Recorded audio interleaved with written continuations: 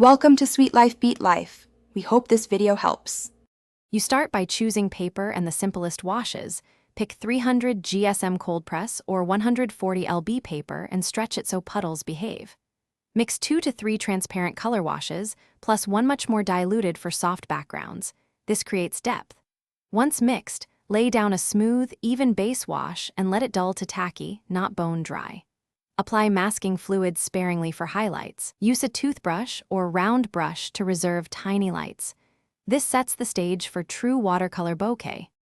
Once the base is tacky, you build the bokeh with layered drops and controlled blooms.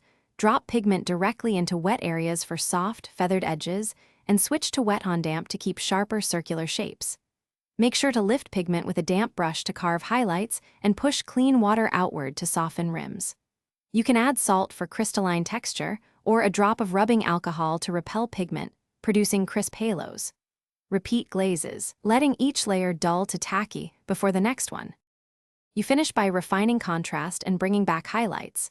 When papers are dry, peel masking fluid and then glaze thin transparent washes to deepen shadows beneath bokeh circles. If edges read too harsh, soften them with a clean damp brush and toweling. Add tiny white gouache dots for spark points. Troubleshooting: if blooms became muddy, lift pigment with a damp sponge or very soft scrubbing, then reglaze with clear washes to restore luminosity. Make sure to let each corrective glaze dry almost fully before repeating. This preserves clarity. Thanks for watching. Consider subscribing if we helped you.